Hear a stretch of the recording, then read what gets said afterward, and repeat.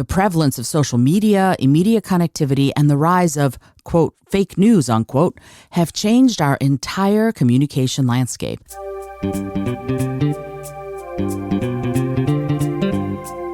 Hello and welcome to the Innovative Mindset Podcast. I'm your host, Isolde Trachtenberg. On the show, I interview peak performing world changers in the creative, social impact, and earth conservation spaces. If you like what you hear on this episode, you're going to want to check out the bonus mini episode you can access if you become a member of my coffee club. If you do, you'll get access to bonus episodes, new art, new writing, and other fun benefits at buymeacoffee.com/IsoldeT. See the show notes for more details. And now, let's get on with the show.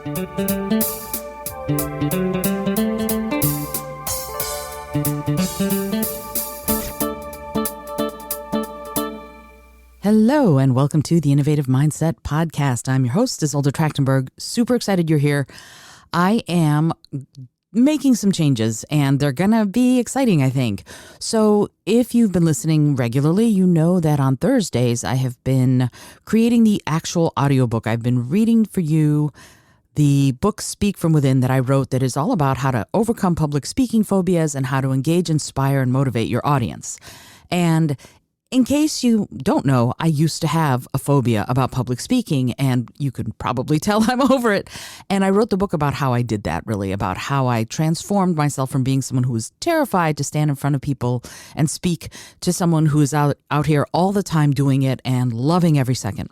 So the reason I'm talking about that today is in a little bit I'm going to read the chapter. However, I wanted to also tell you that something new is coming. One of the things that's been happening is I'm doing a year-long creativity project where I'm doing an art piece, a digital art piece, every single day for a year. And one of the things that's happened here is that I wanted to try and do it from a sort of a beginner's mind because I don't have any real formal training in it. I just wanted to see what it would be like to create something artistic that had nothing to do with what I already do. It's to spark my ingenuity, spark my innovative drive. First thing in the morning, I open my eyes, I reach for my phone or my iPad, and I create digital art on an app. Why is this important? Well, it's important because I had not realized this would happen, but it turns out people are liking my art, and that means that they're buying it, and that means that's a whole new avenue that I never thought to explore. Why am I talking about this is because some of the ways that my art is selling is through NFTs, and that's non-fungible tokens. And the reason I'm talking about that is because I decided that one of the things that's going to happen for me is that I'm going to explore NFTs further. I'm going to look at what it's like to mint an NFT. I'm going to look at what it means for the environment to mint an NFT and what are the best ways to do it responsibly, right? So that I'm leaving a small footprint. But also one of the things, to give you a little bit of value, I wanted to say that one of the things that's confused me and confused a lot of people I've talked to is, it's the same as like a JPEG, right? Or a PNG file. What's the difference? Well, the difference is this. What seems to be happening now is that people are doing what they call utilities. What is a utility? I actually looked it up, and it is the state of being beneficial in some way, right? That's what a utility actually is. It's the state of being beneficial. Let me give you the dictionary definition. It's the state of being useful, profitable, or beneficial. So when someone says, oh, there's a utility attached to this NFT, I was confused, and I talked to other people who were confused about exactly what that meant. What on earth does it mean to have a utility?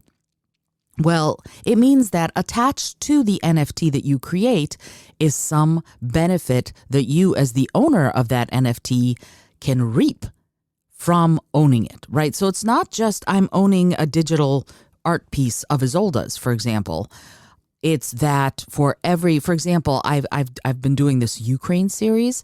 So the utility or a utility, if you decided to buy one of the pieces of this NFT project, which is all about sort of the struggle of people in Ukraine right now and the animals and just incredible stories that I'm hearing that I'm trying to make art out of.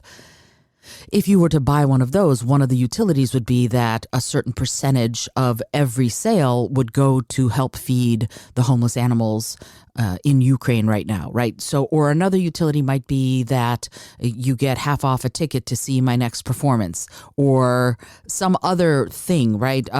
If you buy one of my huge NFTs, you might get a free tarot card reading. Whatever it is from me, whatever it is, I add some benefit to you if you are the purchaser of this NFT, right? So that's the whole point of this. It's no longer just, oh, I created this thing and you want to own that piece of it on the blockchain. It's that these utilities, and that's the way the word is being used in this context, are being added to as bonuses as part of the NFTs that you have purchased. So it's really a fascinating new way of doing commerce, because yes, you might want the art and that might be cool, but the art might not be the actual thing that you're buying, right? You buy the art, you buy the NFT, you buy that little tiny piece on the blockchain that says you own that, but that's not the whole kit and caboodle. The whole kit and caboodle is that attached to that piece of art is that utility, that benefit from having purchased it. And by the way, it's not just art, right? So in recording the Artist's Way episode of last week, I went on this little rant that as part of my getting more productive, I deleted Fruit Ninja, the game Fruit Ninja, off my phone, which I've been using on the subway, right? And so Alan Fessenden went, Isolde, that could be a great NFT. Just that little rant you just went on, that would be a great NFT. And that's something I didn't actually realize, that those kinds of things other people might be interested in, particularly people who used to play or who still do play Fruit Ninja, right? So you don't know what kind of thing is going to spark people's interests and sort of charge them up to look further. So if you're an artist and you're thinking of exploring the whole world of Web 3.0 and NFTs, that's a way of starting to look at it as, oh, what are people interested in? And what am I already doing that could spark people's interest further? And most importantly, it looks like to me, what are the utilities that I can build into this so that the people who are in my community are the people I'm going to serve, right? Those are the utilities you're giving are people who are probably in your community who are going to be buying your NFTs. And so that means to me that you are creating these benefits, these utilities to help them. I hope that makes sense. And this is going to be coming probably every Thursday after I'm done with Speak From Within. But I wanted to give you a heads up about it because I think it's a kind of a big deal for me, but I think it's going to be a world changer because now people who are supporting artists can get benefits in addition to the art by having supported those artists. There's a lot going on here. There's community, there's people who are helping each other, and there's a way of giving benefit, giving value to the people who are already supporting you or who want to support you in a way that's really innovative and really cool. Alrighty, so here we go.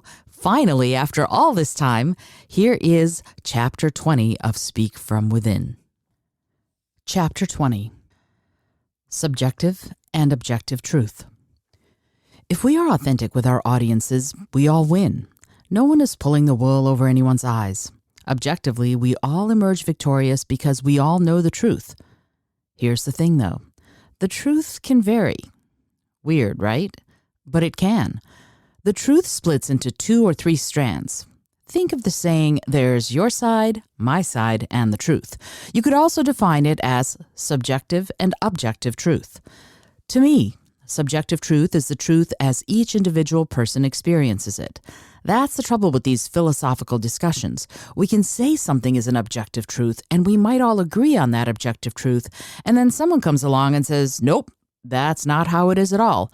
You have all believed incorrectly all these years. Let's look at the idea of a flat Earth. For a long time, people just knew the Earth was flat. Until someone came along and said that what they had believed was an objective truth was subjective to them because they were working from a flawed sense of their own perspectives. Their subjective truth. Then the new truth came into play. And are we now more certain that a round Earth is an objective truth? I'm sure, but some people still aren't. And then that causes issues in discussing the matter because every person's idea of truth differs at least a little. Let's look at the color of an oak leaf. You and I and a million other people can all agree that an oak leaf is green, right? Is that an objective truth? First, let's look at it from the perspective of someone who is red-green colorblind. They might be able to agree that an oak leaf is green, but their experience of that green will be entirely different from someone who is not colorblind. Plus, we must look at how each individual's eyes perceive the color. Can we know that we're each seeing the same color green? Even if we compare the leaf to a color chart and we all choose the same swath of color as the green we see, are we all really seeing the same green at all? How do we tell? And what about the people whose eyes show them a slightly different shade of green? Are they objectively wrong? How do we decide? At that point, does the majority rule on the color of the leaf? And if that is the case, isn't that then just a bunch of people's subjective truth? Here's another example. Objectively, we know gravity works, right? But what would happen if it no longer did? For now, we know it keeps working. Does that make gravitational pull an objective truth? Or is it subjective because each being feels the pull of that gravity differently? Certainly, an elephant has a different perspective of the truth of gravity than does a bird or a butterfly. I don't disagree there is likely only one truth, but we all approach that one truth from myriad perspectives. Therefore, how can we ever know whose version of the truth is absolute? As soon as we bring thinking beings into any equation, we also bring perspective. That, by definition, makes everything subjective because we are all different. We all think and perceive differently through our senses, and that's why, even if we strongly disagree, we still need to respect differing opinions and other people's versions of the truth. I might not agree with you, but I owe it to you to respect what you say, even as we argue against each other's viewpoints. As I delve further into ideas on communication, perception, and perspective, I'm becoming increasingly aware that the way we communicate is evolving. Likely, a fair number of factors are driving these changes. I could offer that the prevalence of social media, immediate connectivity, and the rise of, quote, fake news, unquote, have changed our entire communication landscape. Although I'm not certain exactly what is responsible for this change, I see it happening.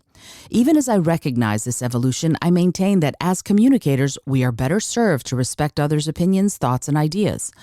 When we present or speak in public, we must be conscious of these differing views and approaches to the truth. Certainly, we are responsible for getting our message across, but if while we're doing it, we trample on the beliefs or subjective truths of others, then we lose before we've begun. I'm not advocating that you water down your message, but I do want you to be aware and stay aware of the opposing views for several reasons. First, that awareness will help you be more empathetic and considerate of your audience. Second, you can let it inform your presentation. Finally, you can connect with people you understand better than those who remain a mystery. Think of it as reaching across the cosmic aisle. When we do that, we increase the connection and engagement of everyone in the space. And when we're trying to communicate with people, that makes all the difference in the world. I hope you've enjoyed today's episode of Speak From Within, being read to you by me. It's my book being read to you by me every Thursday until we finish. And the entire audiobook will then be available on my website, izoldat.com. If you're liking these episodes, if you're liking the podcast, if you're not liking the podcast, drop me a line, let me know. I'd love to hear what you're thinking. And also, if you want to join the Coffee by the Ocean Club, I would love to see you there because I'm going to have extras and little itty bitties. Actually, I already do have wonderful little bonus episodes with every single guest that's coming on from now on. We're going to have little bonus episodes of some of their recommendations and ideas for things we don't get to in the regular episodes. I'm Izolda Trachtenberg for the Innovative Mindset Podcast, reminding you to be bold, be creative, and most of all, be kind.